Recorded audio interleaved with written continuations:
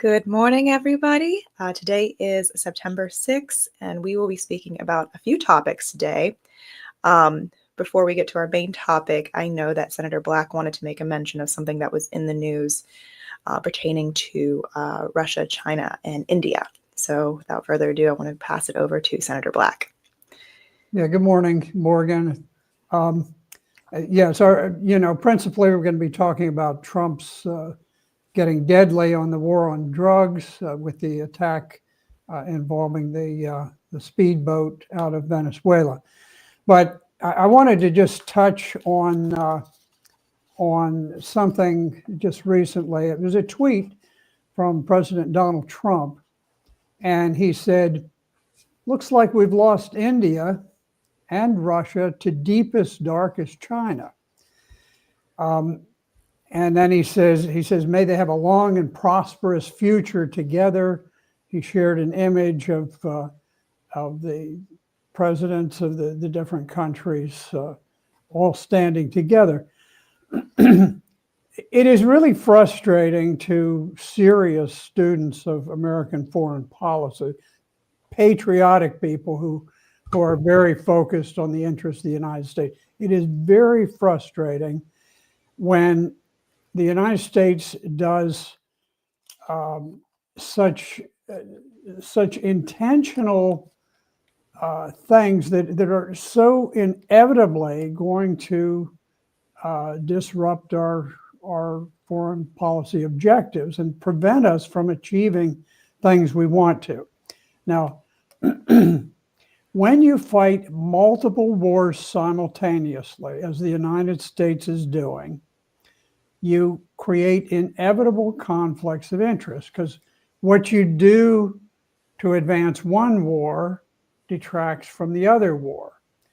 And we've, just in the time that Trump's been in office, we've been at war in Ukraine. We've been at war with Gaza. We've been at war with Iran. We're at war all over the place. We've got multiple wars going on, and the problem that you've got is you take Ukraine specifically.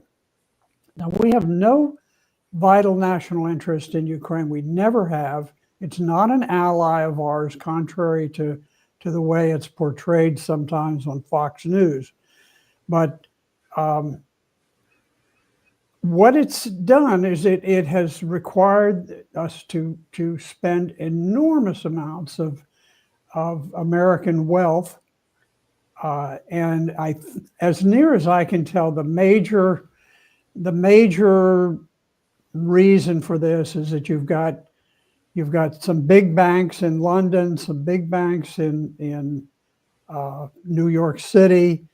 You have enormous hedge funds that are placing terrific bets on this war in Ukraine, that somehow they can sweep in and they can pick up assets for a nickel on the dollar and make profits.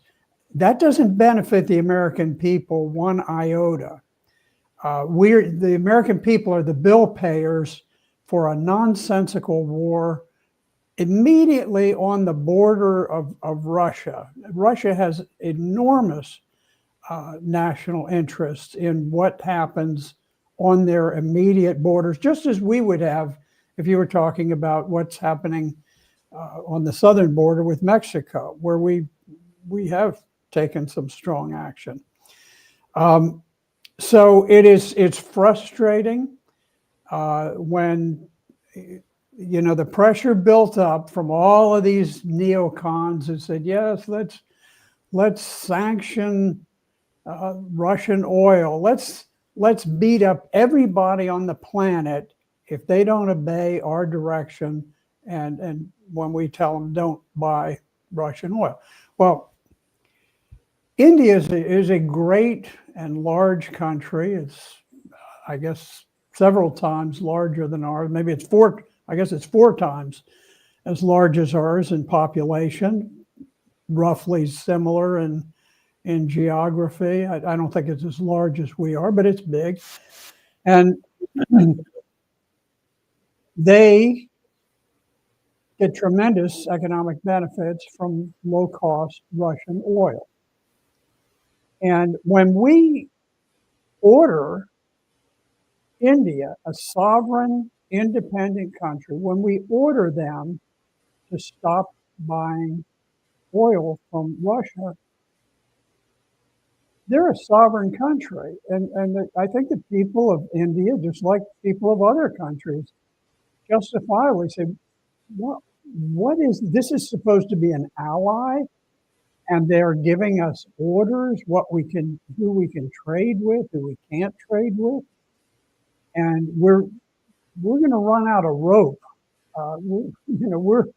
We're way out on a limb with this business of telling other nations who they can trade with and who they can't.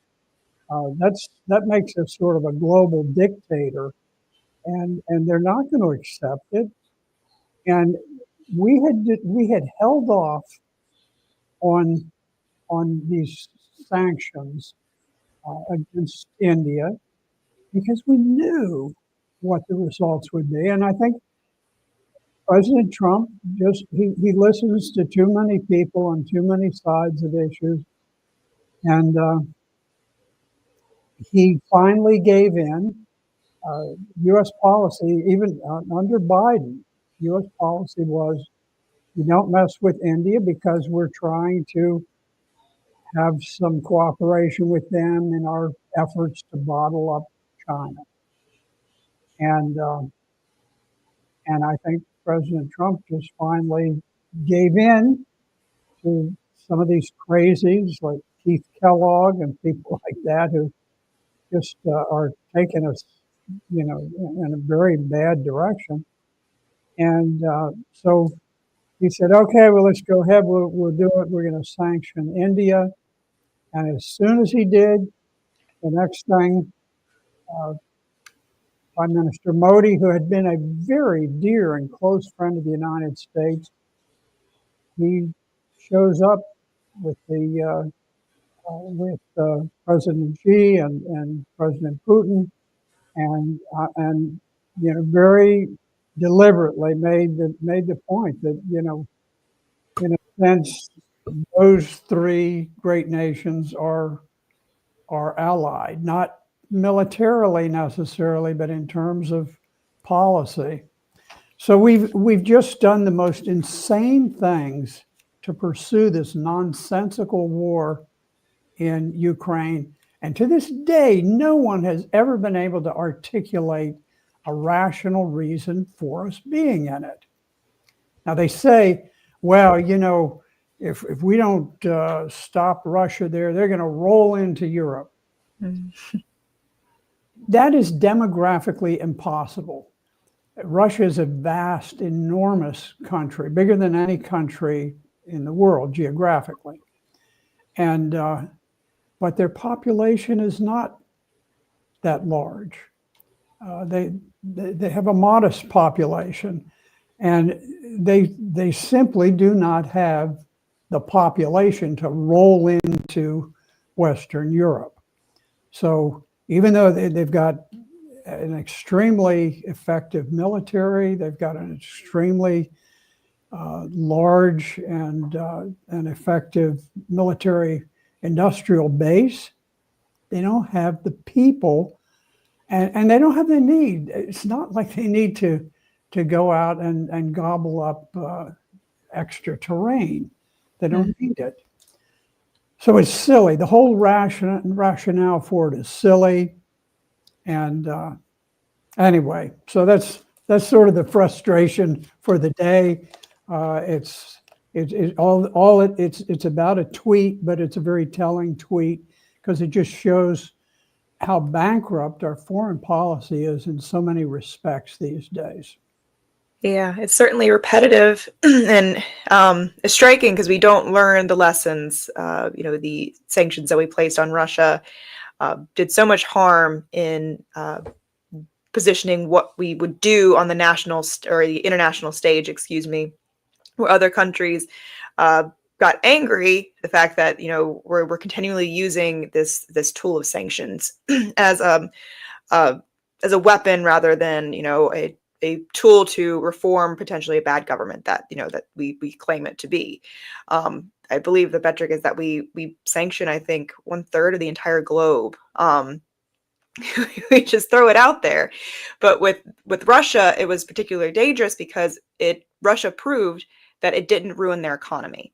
And so that gave other, in my opinion, other leaders around the world more courage to join the new alliance BRICS to try and strip away from the US dollar and further putting us in harm's way when, you know, I think when the chickens come home to roost and we no longer yield the power that, you know, we do at this particular time. So I think it's important to note and voice our frustrations that there are some Americans that completely recognize this as a really ignorant way to try and do diplomacy. So, And Morgan, there's one other thing. The United States, there is an extraordinarily big danger for us. Right now, the reason that we're able to sustain this monumental debt that we've run up is that we have the world's reserve currency. So we're really in a position to just basically print money at will. And if the United States Treasury prints $1 trillion, they create $1 trillion in value out of nothing. Now, that works so long as the rest of the world accepts the US dollar as a medium of exchange and a storehouse of value. But increasingly, we have driven other nations, China, Russia, India, really nations all across the globe, we're driving them to de-dollarize, to get away from the US dollar.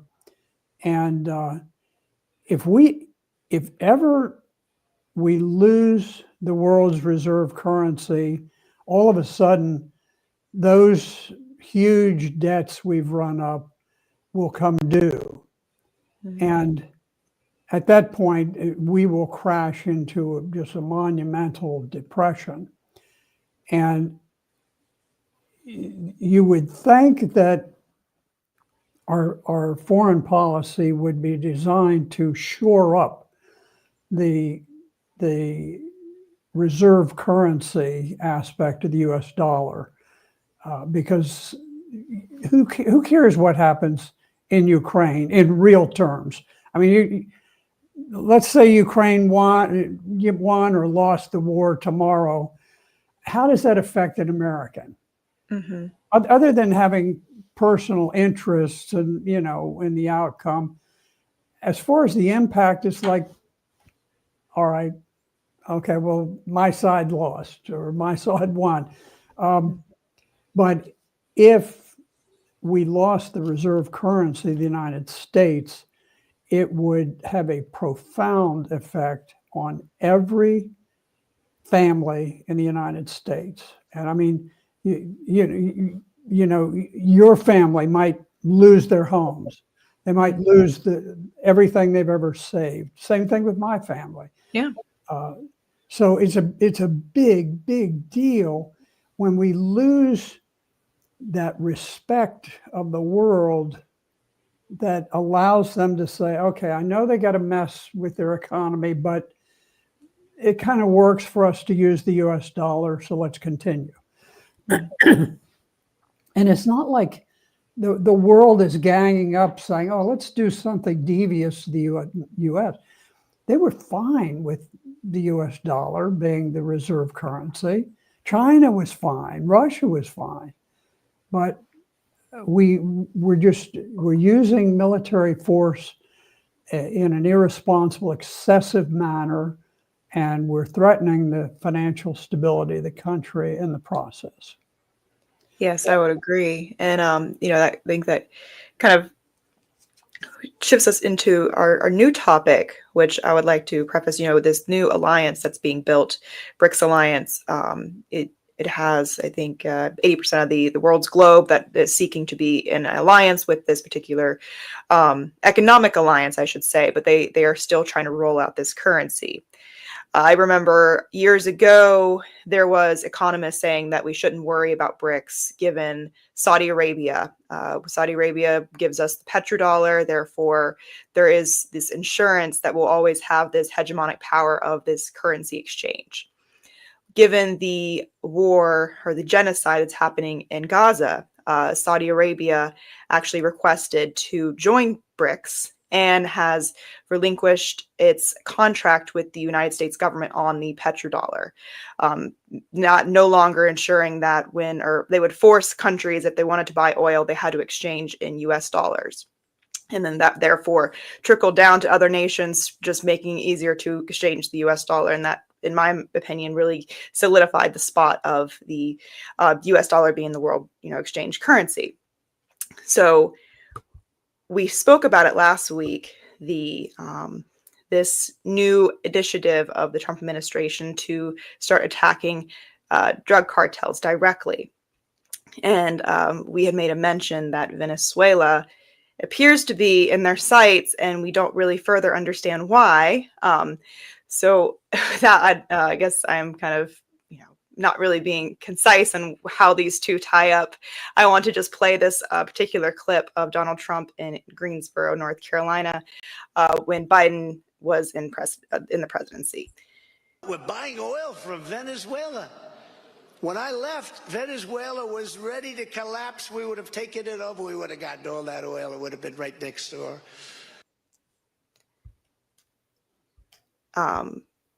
I find that to be an important aspect of what we're witnessing today. What is your take on that, Senator? Well, this is a tricky issue. President Trump has started a very deadly, serious war on drugs. Maybe. Now, I have been an advocate of the United States military attacking drug cartels in Mexico. And the weakness in the war on drugs, which was declared many presidents ago, war on drugs was serious. It was a good thing to do, going after the drug industry, and tremendous damage that it does. It just kills so many people. And we go through this huge kabuki dance of trying to extradite somebody from Mexico, and years later this happens and that happens. Anyway, the war on drugs, the weakness in it is that it was never a war. It was always a police action. And in many cases, the police, particularly in Mexico, the police are notoriously corrupt. And Mexico is a narco state. The big cartel leaders are an integral part of governing Mexico, and they do it with enormous brutality. So I have no problem with the idea that under the president's Article 2 authority to defend the United States as commander-in-chief, that he has the authority to use military force against these cartel leaders. And I know back during his first administration, Secretary Mark Esper was Secretary of Defense, and he later wrote memoirs where he said he was stunned when President Trump suggested taking out a meeting of drug cartel leaders somewhere in Mexico using a cruise missile. And he acted like, whoa, my goodness, how could he possibly offend the cartel leaders of Mexico. Well, these people are killing like 100,000 Americans a year, or at one point at the height of all of this. And you know, one of the principal reasons for establishing the Constitution of the United States, as expressed in the preamble, was to provide for the common defense. Well, when you've got 100,000 Americans being killed by drug cartels out of Mexico, then I'm going to tell you the president has the authority inherent as commander-in-chief to launch missiles to take out these people with or without Mexico's consent. And so now that's my view. It's not shared by a lot of people. A lot of people, oh, no, we shouldn't do that. But what makes this latest attack, now, if in fact this speedboat coming out of Venezuela was carrying drugs, which it very well may have been, I don't have a problem with the idea that that we would attack and kill the smugglers. I hope this is what it was.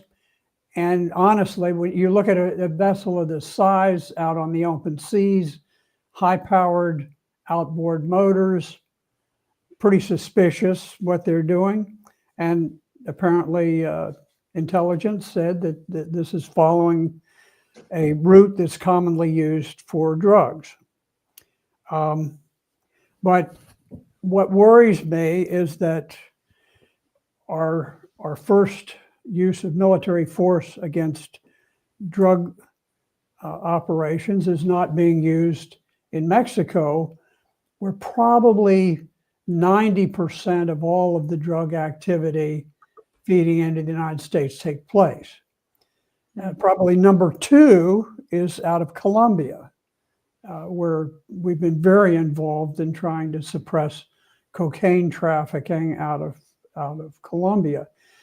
Honestly, until very recently, I had never even heard of Venezuela's involvement in drug activities.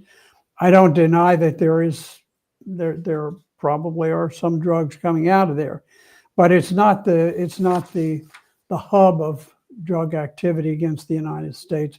Mexico is, and the clip that you showed, which in which the president was saying, well, we could have tipped over Venezuela and had all the oil.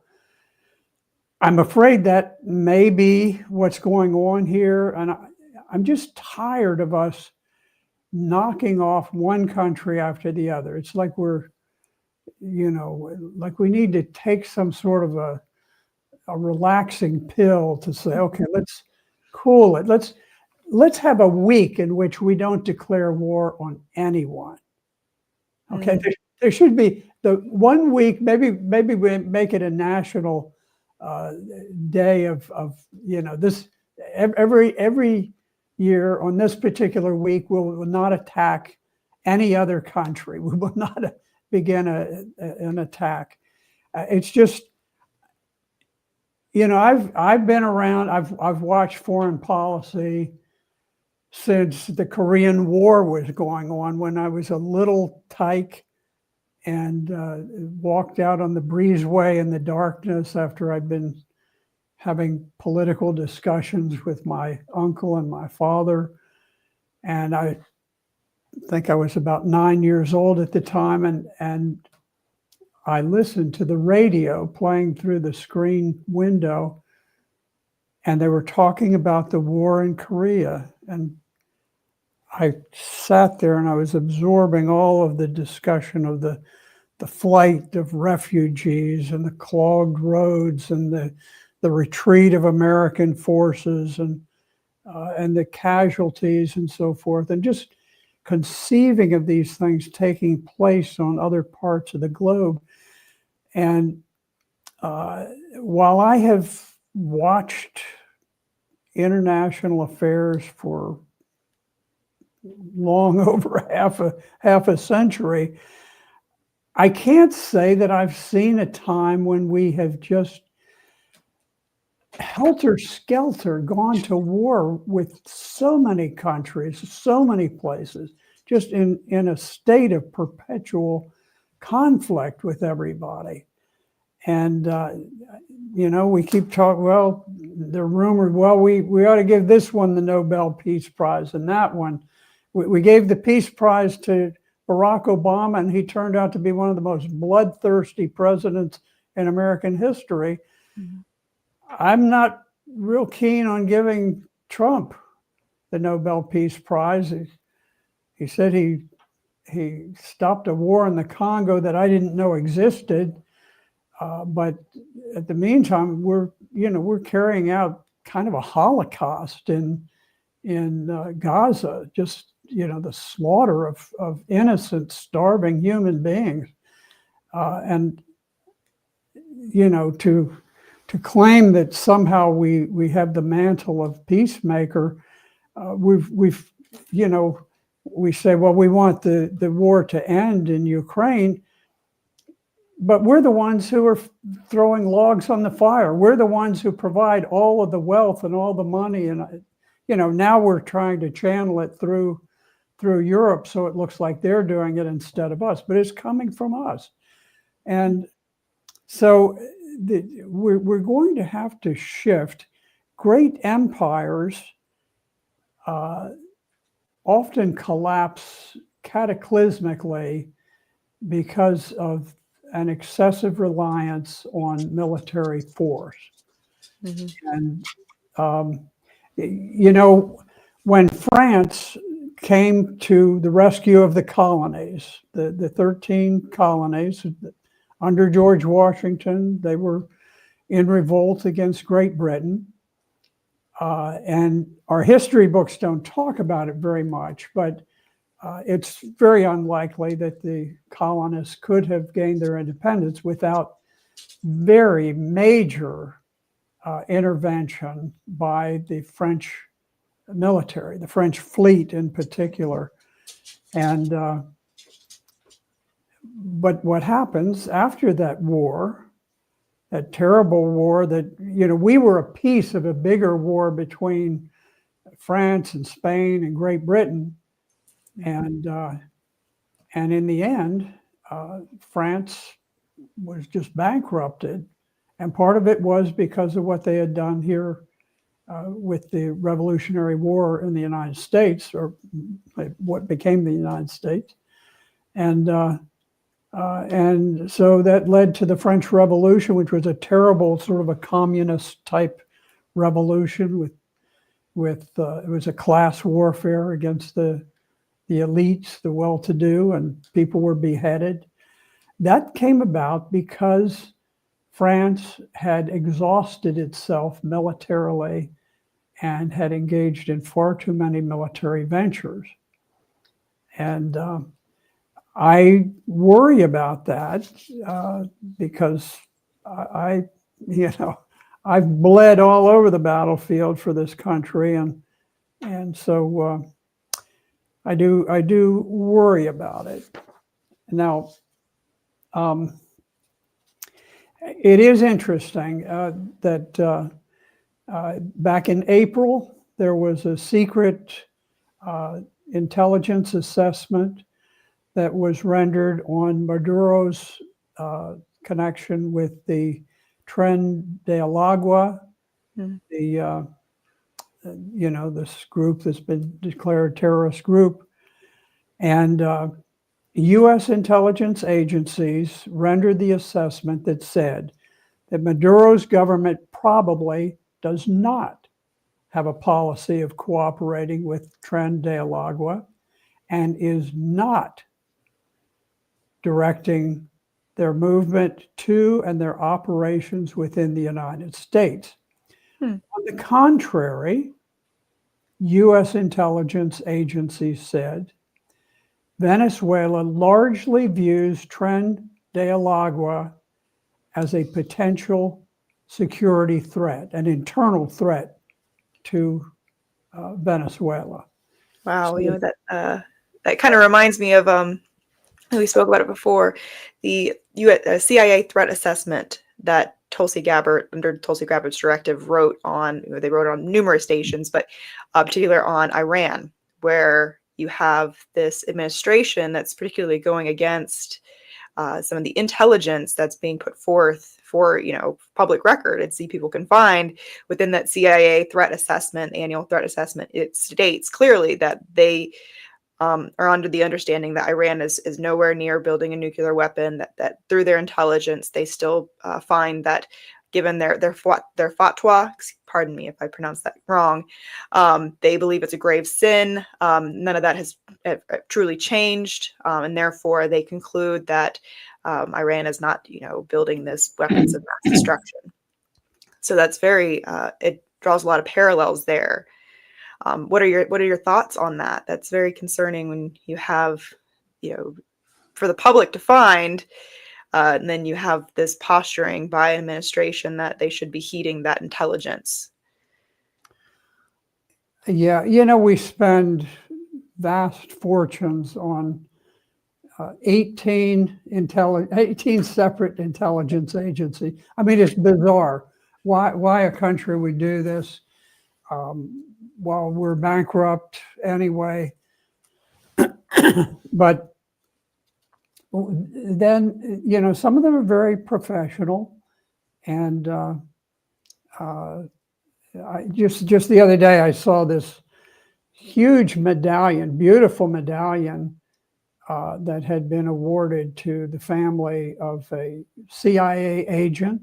It's a big gold, it's not made of gold, but it's a golden color, as stamped, embossed, CIA, and it says for lifetime loyal service, or words to that effect.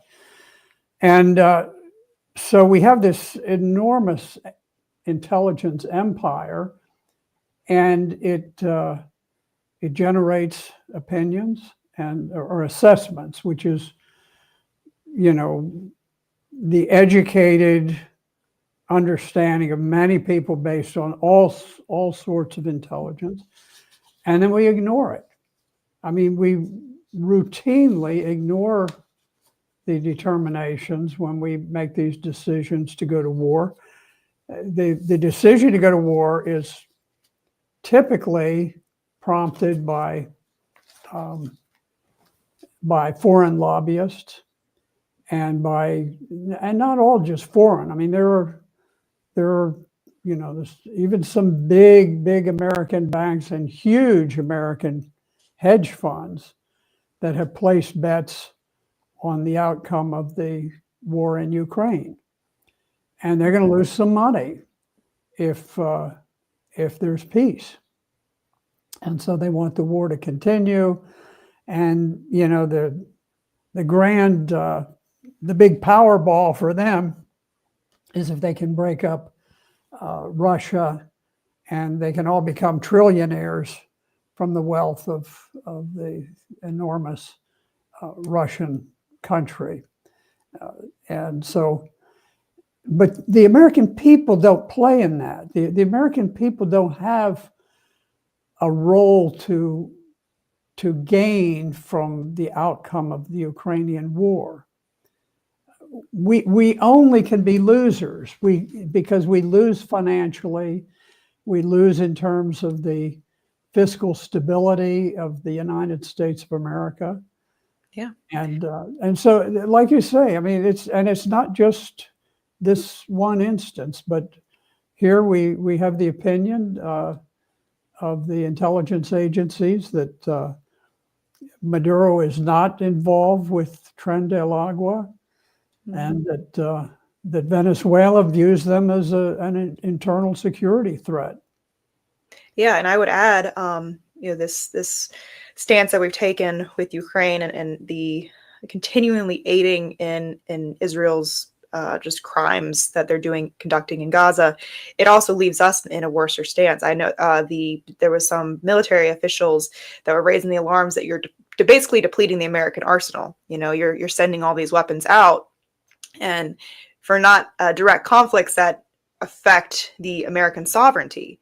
And we're putting ourselves in a very critical spot that if, our adversaries understand that fully, we're not in a strong spot to conduct a direct military operation for the safety of, the American country, as opposed to just helping these other countries. So I would add that as well. Another thing that, what got Trump elected was this posturing of ending these wars, so there's this very palpable longing from the American people to stop this, and focus on America first, our infrastructure, building new cities, having, a unified outlook for the American people to, say, in 50 years, we're going to have high-speed rail all throughout the country. And, we have this new industry that's being built.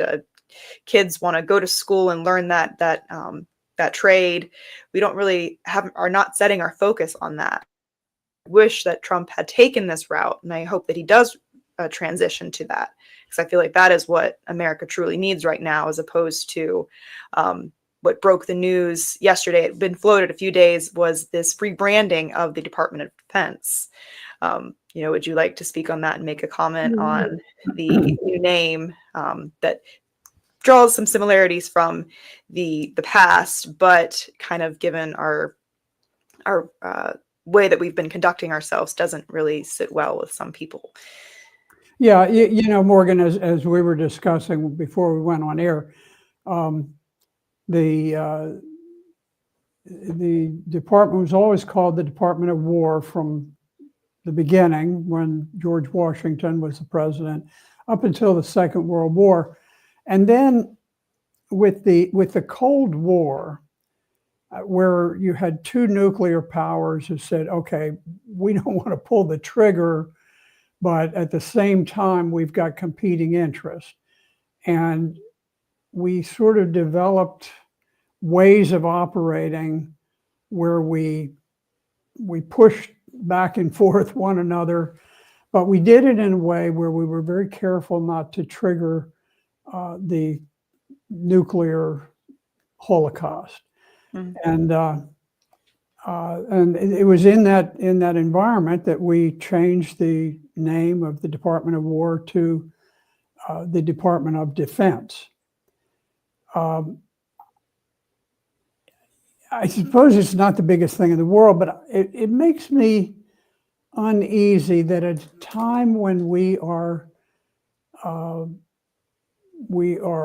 instigating wars everywhere across the globe, just everywhere you can imagine, that we now are, in addition, we're just coming out declaring, okay, this is Department of War. It's just, I agree with Secretary Hegseth, the Secretary of Defense, that we need to clean out the wokeism in the Department of Defense. We need to become more efficient. We need to become more focused on national defense. But I just worry about the message it sends to the world when they already are most uncomfortable with the direction that we're taking. And now it's sort of like we're casting down the cloak, and here we stand exposed, as with this Department of War. Mm-hmm.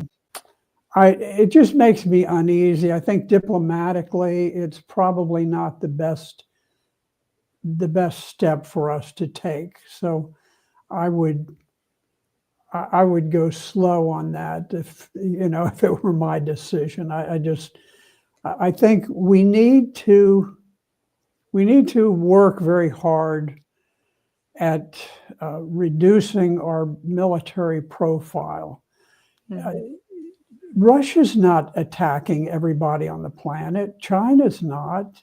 Iran, North Korea's not. And we need to rebuild confidence in the United States. I worry about what we're doing, assisting Israel in committing rather clear-cut, unambiguous war crimes. And, you know, I'm not sure how you distinguish between the Holocaust under the Nazis in World War II, and how do you make a clear distinction between the things that were done there and the massive extermination of people in Gaza? To me, the two overlap and they blend. You know, I remember the Warsaw Ghetto, which was in Poland and then taken over by Germany, and the Jewish population was forced into a, you know, relatively small area as a very large Jewish population, and they rose up and lashed out at the Nazis, and the Nazis then went in and just very brutally cleared them out. Kind of resembles what's happened in Gaza, you know, where we had people blockaded in, you know, not allowed to trade, not allowed to travel, you know, basic kind of like a concentration camp, kind of like the Warsaw Ghetto. And at some point they exploded into violence against the settlers, which certainly nobody agrees with that happening. But it was somewhat similar to the Jews who rose up in the Warsaw Ghetto against the Nazis, who were blocking them in and, you know, taking away their freedom. And now we see very, you know, clearly what's going on is an attempt to exterminate the entire Palestinian population. Netanyahu probably would have been happy pushing them all out into other countries, but, you know, if push comes to shove, there's no hesitation to simply exterminate men, women, children. Mm-hmm. Yeah, it would be, I would be remiss if I didn't make a mention. You have this largest peace congregation of boats, of civilian boats. I think it's called the Samud Flotilla, from numerous different, I think it's from 44 different nations. You have attendees on these boats that are trying to break the siege in Gaza. That will be probably in the next week or two, that they'll be arriving off the shores of Gaza. So that's very important to watch. And there is actually a particular boat that is full of American veterans, flying the flag of Veterans for Peace, trying to bring aid into Gaza and break what Israel is doing, which, you know, our guest last week, Colonel Aguilar, made the very clear case that they are conducting, no other way to put it, a final solution. Reports came out that last night, you know, it would have been morning time in Gaza, leaflets were dropped in northern Gaza telling everyone to get out because they are conducting their airdrop campaign where they just going to flatten every building. And the district where the Christians were was just annihilated last night as well. And the members, the Christians, they refuse to leave the church. So that you know, we understand what that means. You know, this should really tug at our heartstrings, and we should really pull for the American people to take a declarative stance that this is unacceptable and that we don't want our fingerprints on this at the end, because it's very clear what's going to happen. Yeah, you know, I'm a very, very devout Christian. And I'm very uneasy with the approach that Christian churches take towards Israel. This idea that somehow they're destined to control vast areas of the Middle East, and that, you know, God condones whatever they do, however merciless, however warlike, however brutal, however inhuman it might be, that somehow God is behind it. And that's not the God that I worship. I worship the God who said, "Blessed are the peacemakers, for they shall be called the children of God." Where are the peacemakers? I don't see them. And I don't see a religious dimension to what Israel is doing, even under Judaism. Mhm. You very seldom hear Israeli leaders invoking God when they're talking. They may talk vaguely in terms of some passage of the Bible that suggests that they're entitled to use brutality against their enemies, but um, Israel is not a particularly religious state.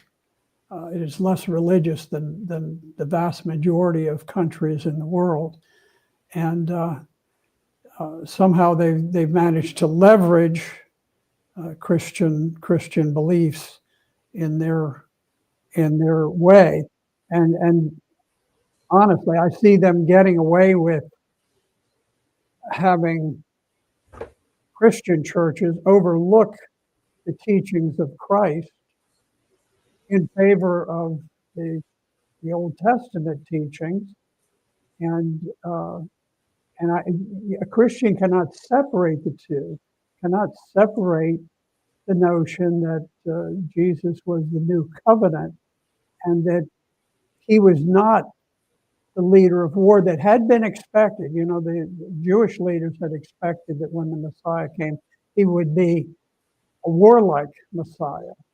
And Jesus was not. Jesus never engaged in war. He never engaged in violence. He never encouraged violence.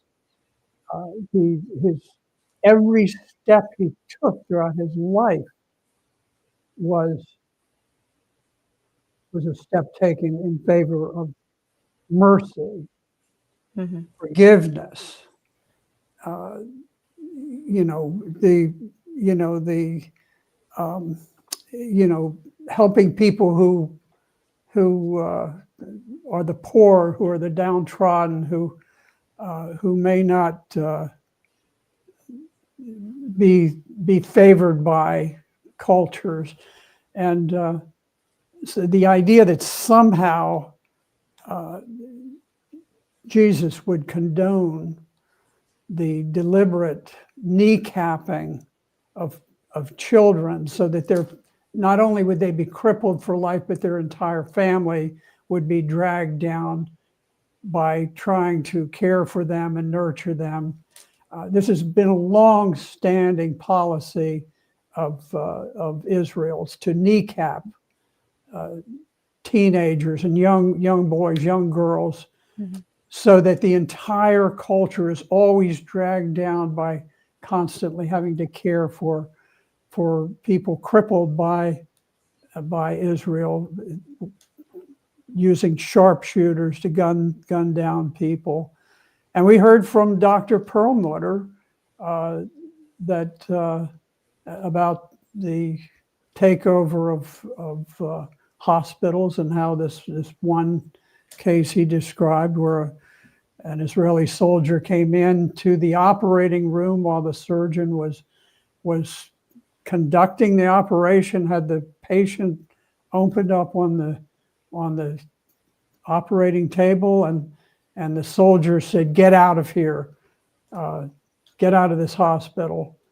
And the doctor continued to, at least put his patient, stitch him back up.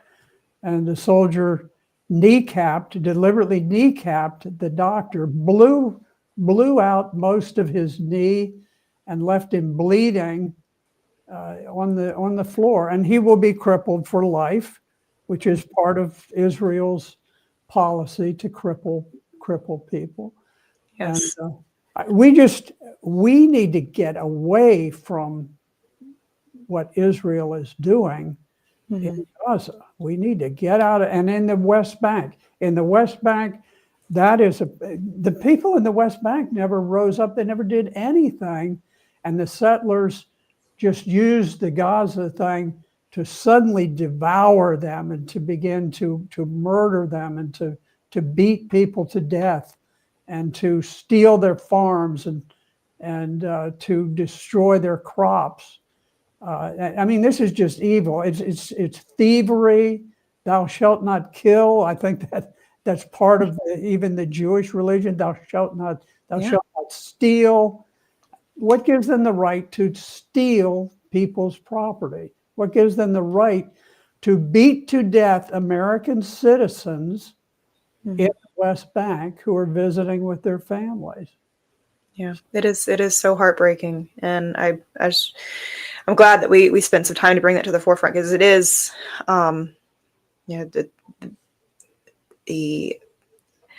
the extent of how I believe how evil this is doesn't. I feel like I wish every American was in the understanding of what's truly happening over there, and I believe that most Americans would not accept it. I believe that mainstream media pushes this complicity where we don't see the full picture of this suffering. And, we, unfortunately, one day it will be, the smoke will clear and it will be revealed just how bad, things have gotten in Gaza. And like you alluded to, the West Bank as well as being, having a lot of suffering happening to them as well. So I want to thank everybody for joining us today for Focus on the News, and I would encourage everyone to join us next week. Thank you for your remarks, Senator. Thank you, Morgan.